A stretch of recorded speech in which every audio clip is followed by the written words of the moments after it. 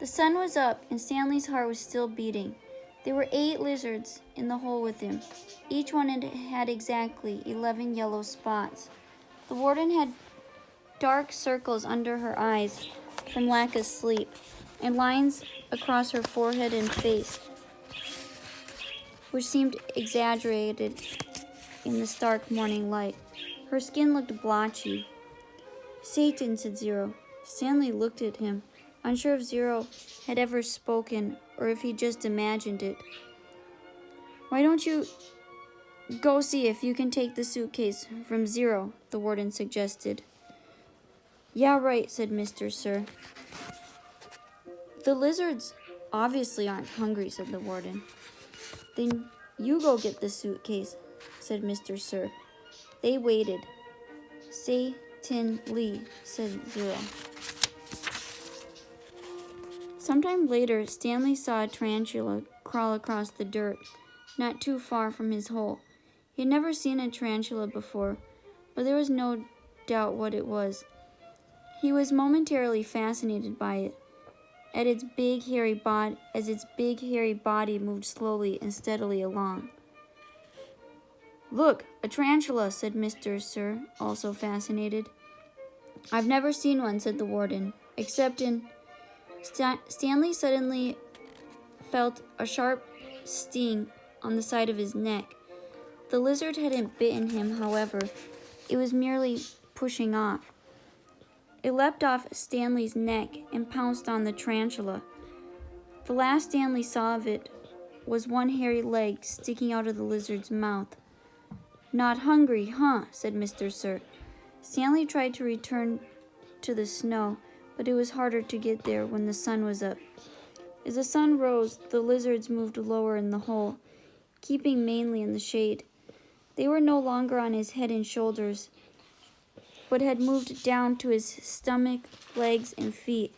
He couldn't see any lizards on Zero, but believed there were 2 between Zero's knees, shaded from the sun by the suitcase. "How are you doing?" Stanley asked quietly.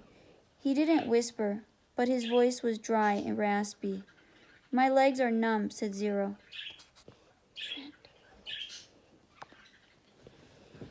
I'm going to try to climb out of the hole," Stanley said.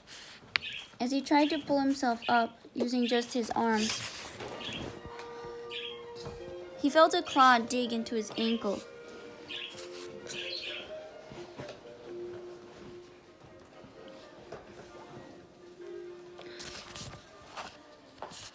He gently eased himself back down. "Is your last name your first name backward?" Zero asked. Stanley stared at him in amazement. Had he been working on that all night? He heard the sound of approaching cars. Mr. Sir and the warden heard it as well. "You think it's them?" asked the warden. "It ain't Girl Scouts selling cookies," said Mr. Sir. He heard the cars come to a stop and the doors open and shut.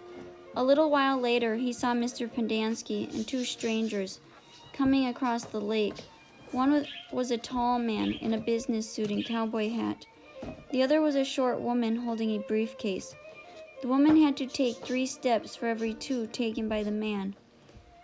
"Stanley Yelnats," she called, moving out ahead of the others. "I suggest you don't come any closer," said Mr. Sir. "You can't stop me," she snapped, then took a second glance at him, wearing pajama pants and nothing else. "We'll get you out of there, Stanley," she said. "Don't you worry."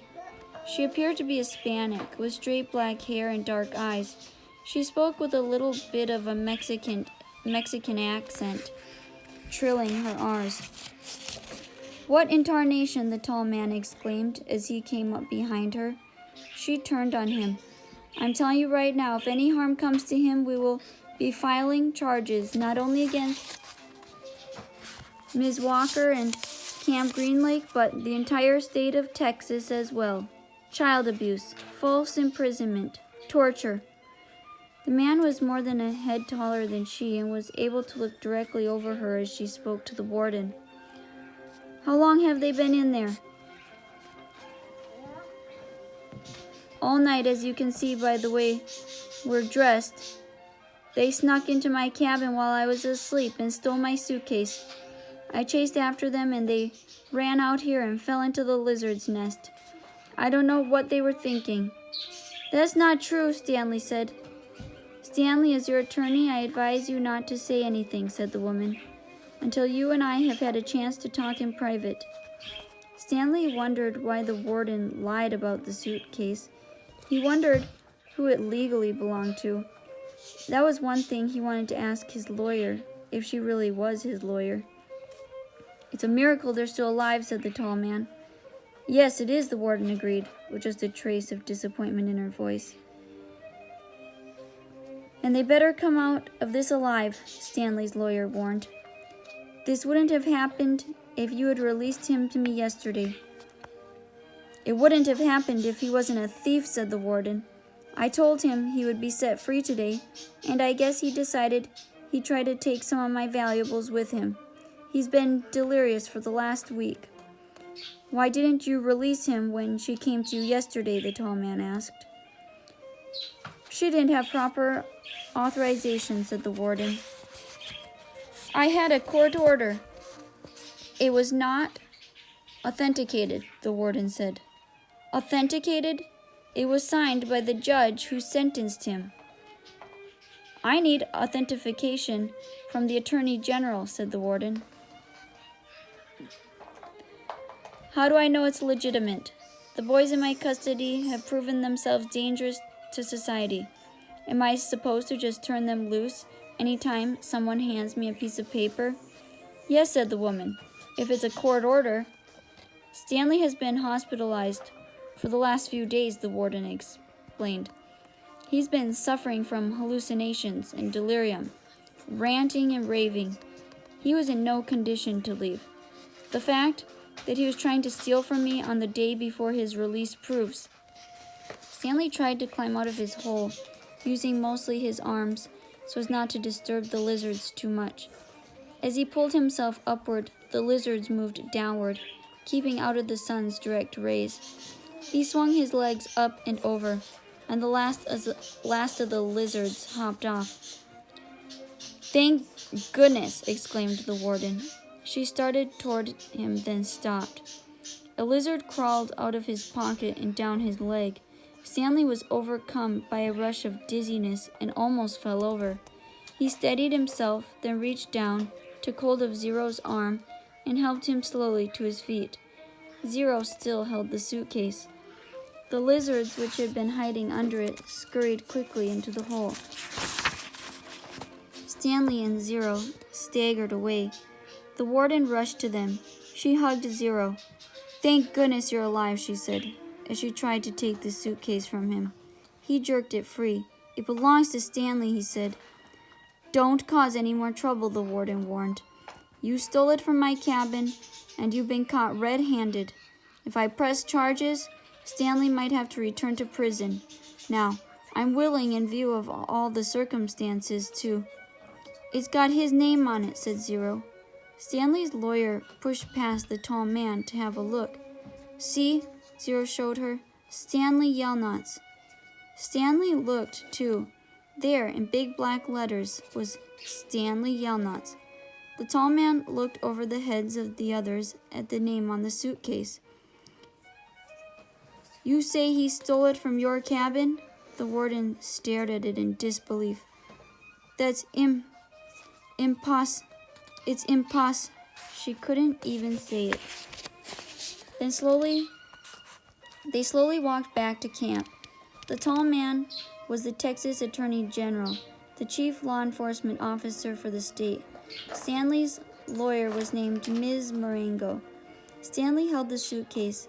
He was so tired he couldn't think straight. He felt as if he was walking in a dream, not quite able to comprehend what was going on around him. They stopped in front of the camp office. Mr. Sir went inside to get Stanley's belongings. The Attorney General told Mr. Pendansky to get the boys something to drink and eat. The warden seemed as dazed as Stanley. "You can't even read," she said to Zero. Zero said nothing. Ms. Marengo put a hand on Stanley's shoulder and told him to hang in there. He would be seeing his parents soon. She was shorter than Stanley, but somehow gave the appearance of being tall. Mr. Pendanski returned with 2 cartons of orange juice and 2 bagels. Stanley drank the juice, but didn't feel like eating anything. "Wait," the warden exclaimed. "I didn't say they stole the suitcase. It's his suitcase, obviously, but he put my things from my cabin inside it." "That isn't what you said earlier," said Ms. Marengo. "What's in the suitcase?" the warden asked Stanley. "Tell us what's in it. Then we'll open it and see." Stanley didn't know what to do. "Stanley, as your lawyer, I advise you not to open your suitcase," said Ms. Marengo.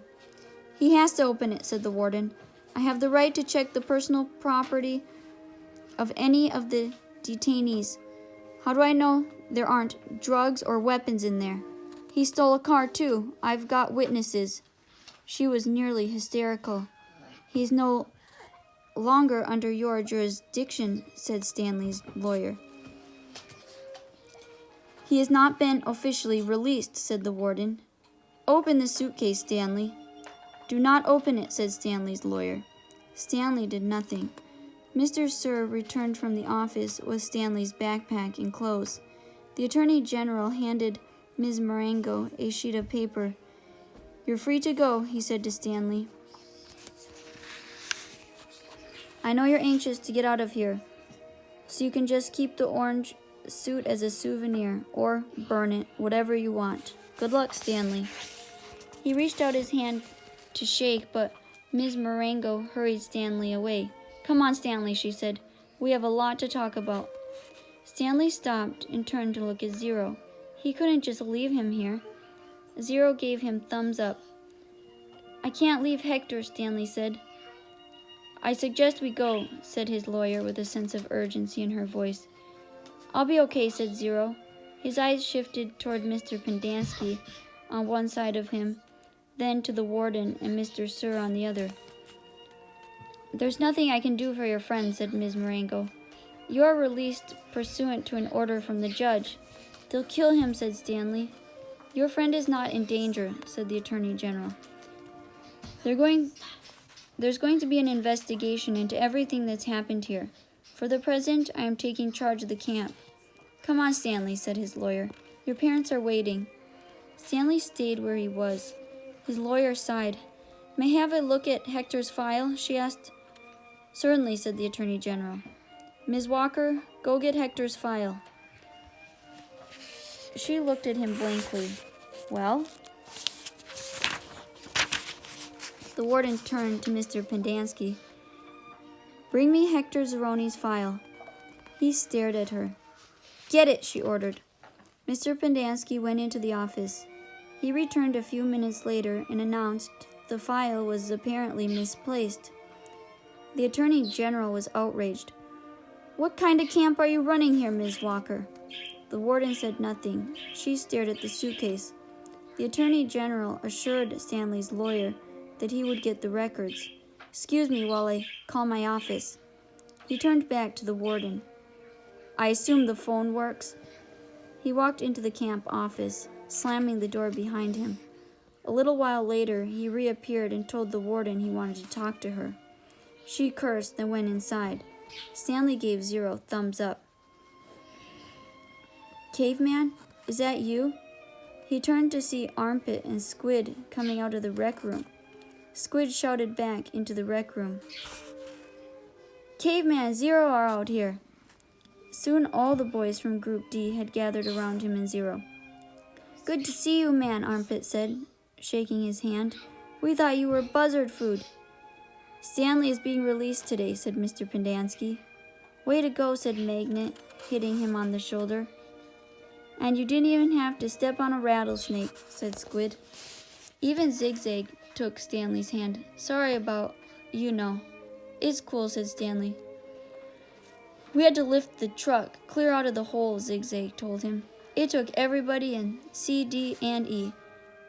We just picked it right up." "It was really cool," said Twitch.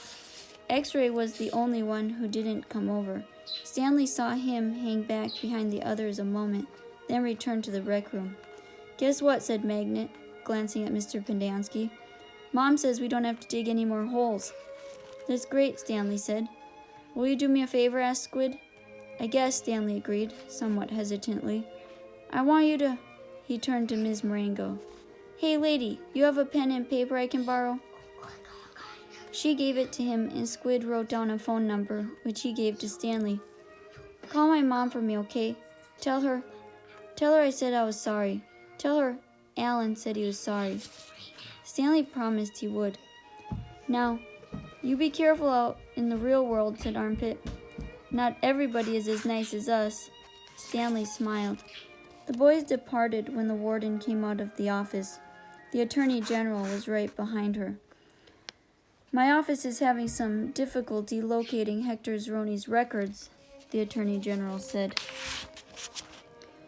So you have no claim of authority over him. So you have no claim of authority over him? Asked Miss Marengo. I didn't say that.